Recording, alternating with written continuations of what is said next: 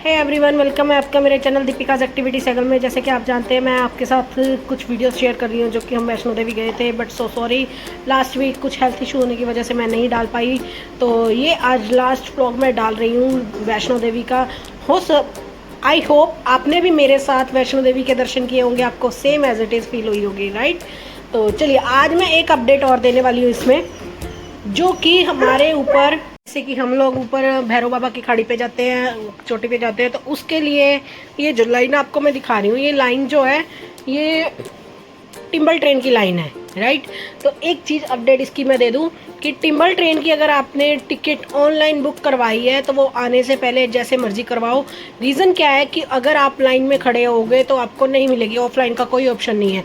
ये तो लोग जाने लग गए ना जब, तो तब इन्होंने ऑफलाइन का वो रजिस्ट्रेशन खोल दी, तो फिर हमें मिली। और हाँ, 100 रुपीज़ टिकट है आने जाने की, ठीक है जी। और ये हम सारा मैं रास्ता दिखा रही हूँ, जैसे हम टिम्बल ट्रेन में जा रहे हैं ना, वो अंदर से कैसे होके घूम घूम के जाते हैं, और बहुत लंबा रास्ता था, तो पता ही नहीं चला कब हमने, मतलब ये कह लो कि हार्डली 15 मिनट्स के अंदर अंदर हम लोग ऊपर, उसके बाद माथा टेक के नीचे। सी देखो कितनी लंबी लाइन है। और हम लोग पता कितने बजे के खड़े थे? 7 बजे के खड़े थे। तो हमारी टर्न कितने बजे आई है? 9 o'clock हम फ्री हुए हैं, 8:30 9 o'clock के बीच हम फ्री हुए हैं।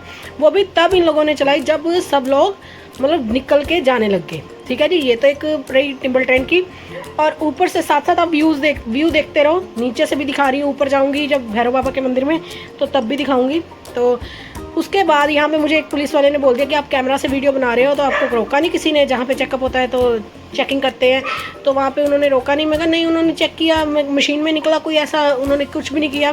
पर हाँ, ये जो 2 लड़के जा रहे हैं ना, रेड और वाइट वाले, ये भी एक व्लॉग बना रहे थे, तो बट इनका मुझे चैनल मिला नहीं।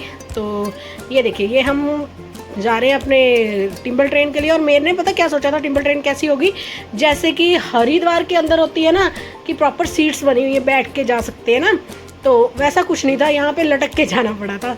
चलो जो भी है, बट इजी हो गया, क्योंकि जो भैरव बाबा की जो चढ़ाई है ना, बहुत ही मुश्किल है, बहुत ही ज़्यादा मुश्किल है। एक लेडीज़ जा रही थी, बहुत ही मतलब उनका जो टिकट है ना, वो 1 दिन बाद का दिखा रहा था, तो उनकी वापसी थी उस दिन की। तो मतलब उन्होंने, मैंने जब पूछा तो वो कहते बहुत दिक्कत हुई है, इवन बुजुर्ग थे वो, तो बट फिर भी उनको मुश्किल से आना पड़ा क्योंकि उनको ऑफलाइन की टिकट नहीं मिली। तो इसलिए अगर आप ऑनलाइन करवा के आओ तो बेस्ट है। आगे से हमने ये एक्सपीरियंस कर लिया है। तो ये देखो, ये सारा टिम्बल ट्रेन का रास्ता है, वो देखो टिम्बल ट्रेन खड़ी है। तो ये सारा मैं आपको दिखा रही हूँ ऊपर से, ठीक है जी। दूसरी ये आप देख लो, ऊपर से सीन देखते रहो, कैसे कैसे मैं जितना भी बना पाई मैं वीडियो बना ली मैंने।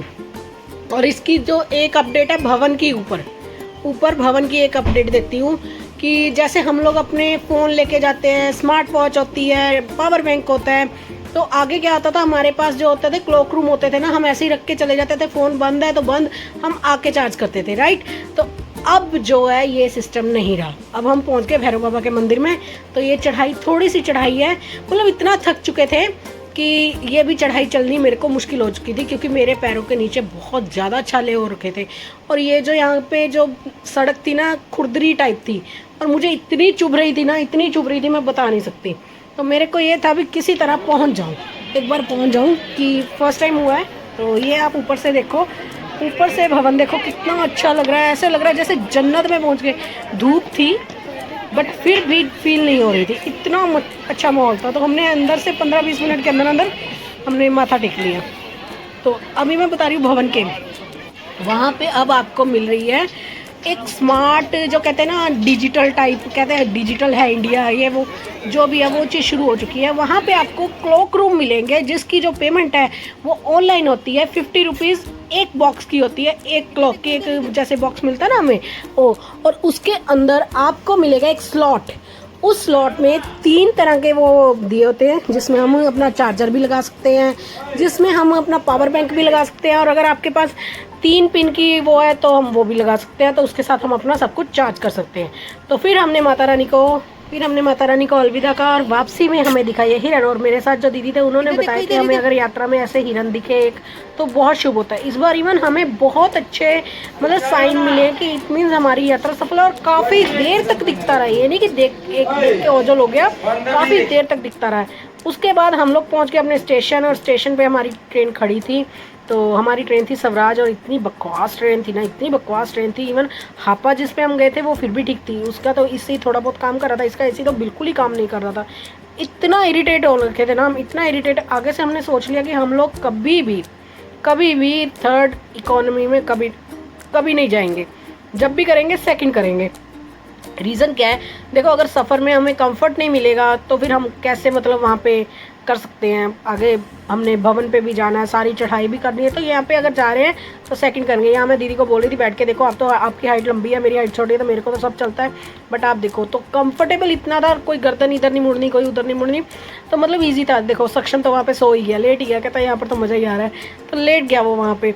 तो जैसे भी है सिस्टम सारा वही था, बस इसमें 2 बर्थ थे। फिर हमने मंगवा लिया खाना, जिसमें हमें मिला था सोयाबीन, दाल, मटर पनीर और चावल और चपाती और थोड़ी सी मिठाई और अचार। मिठाई में रसगुल्ला था, तो मतलब ये कह लो कि हमें क्रेविंग हो रही थी मीठे की, तो हमारे पास ये आ गया। ठीक है जी। तो रोटी के नाम पे अगर हम चपाती बोले तो चपाती के नाम पे परांठे थे, तो परांठे जैसे भी थे अभी देख लेना आप, मैं आपको पिक दिखाऊंगी। फिर हमने यहाँ पे आइसक्रीम भी खाई, आइसक्रीम अच्छी थी, नहीं तो जैसे सोचा जाता है ना, बट एक चीज़ है इनकी पैकिंग बहुत बेकार थी। लास्ट टाइम हमने जो पैकिंग ली थी बहुत ही अच्छी हार्ड पैकिंग थी, मतलब सब कुछ फैल गया था बीच में, ऐसा कुछ नहीं है। 3 चपाती इन्होंने दी थी, जो भी था सफिशेंट था, अच्छी थी, टेस्टी थी, जितनी खा हुई अच्छी थी। नो मतलब ये नहीं कह सकते, बुरी भी नहीं कह सकते, तो ठीक था। जैसे हम लोग सफ़र में चाहिए भी हल्का फुल्का मिले तो वैसा था, ताकि हमारी तबीयत खराब ना हो। तो इस वजह से हमने मतलब जैसे भी है वहाँ पे ट्राई किया, क्योंकि हमारे पास वापसी के टाइम कुछ भी नहीं था कि हम वहाँ पे तो मतलब कुछ लेके आ सके, साथ में रखा हो। जाते टाइम तो हमारे पास था, तो फिर हमने खाई आइसक्रीम खाई थी टूटी फ्रूटी। मुझे उम्मीद नहीं थी कि हाँ इसकी आइसक्रीम टेस्टी होगी। तो अभी मैं एक क्लिप लगाने वाली हूँ, वहाँ पे जो मंकी है ना, वो आराम से बैठा अपना कोल्ड ड्रिंक पी रहा है। जब हम वीडियो बनाने लगते हैं तो वो भाग जाता है। तो होप सो आपने भी मेरे साथ ये सारे वैष्णो देवी के जो भी मैंने ब्लॉग्स डाले हैं आपने एंजॉय किए होंगे, दर्शन किए होंगे, बहुत ही आपको मतलब ये कह लो आनंद आया होगा, बहुत आप अंदर से वो मिला होगा कि अरे यार हमें भी जाना चाहिए। तो लास्ट में ये लास्ट पिक पे इसलिए लगा रही है क्योंकि हमने लास्ट में प्रेयर की कि हे माता रानी आगे हमें अगर बुलाना है तो वो फैमिली के साथ बुलाना, अकेले हम नहीं आएंगे। तो देखो माता रानी कैसे करती है कैसे नहीं करती, क्योंकि मैंने ये एक्सपीरियंस किया है कि लास्ट टाइम मैं क्या आएगी, मेरे को मत बुलाना, मैं नहीं आ सकती, तो उसने अगले साल मुझे फिर बुलाया, और अप्रैल का ही बन रहा था बट वो टिकट नहीं मिल रही थी, तो इस वजह से राइट। तो हम अपने एक्सपीरियंस भी आपको शेयर करेंगे, 1-3 वीडियो बना के डालूंगे अपने रिव्यूज़ और एक्सपीरियंस के। तो हो सके तो आप मेरे इस चैनल को सब्सक्राइब करना, मेरी वीडियो को लाइक करना।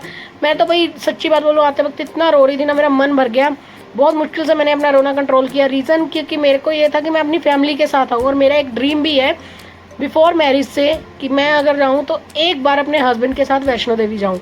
तो जब वो मेरे से पूछते थे ना अभी कहाँ जाना है शादी के बाद, तो मैं कहती थी कहीं नहीं जाना, वैष्णो देवी चलते हैं। तो मेरा ये ड्रीम था, इस बार मैं माई को ये कह के आई हूँ, माता रानी को, कि अगर बुलाना है तो फैमिली के साथ बुला लियो, ताकि मेरा वो ड्रीम भी पूरा हो जाए और मैं आपके दर्शन भी कर जाऊं और मेरी फैमिली भी मतलब दर्शन कर जाए। तो होप सो आपको वीडियो अच्छी लगी होगी। अगर वीडियो अच्छी लगी है तो चैनल को सब्सक्राइब करना, वीडियो को लाइक करना। आज के लिए इतने, मिलते हैं नेक्स्ट व्लॉग में। Bye bye, Radhe Radhe.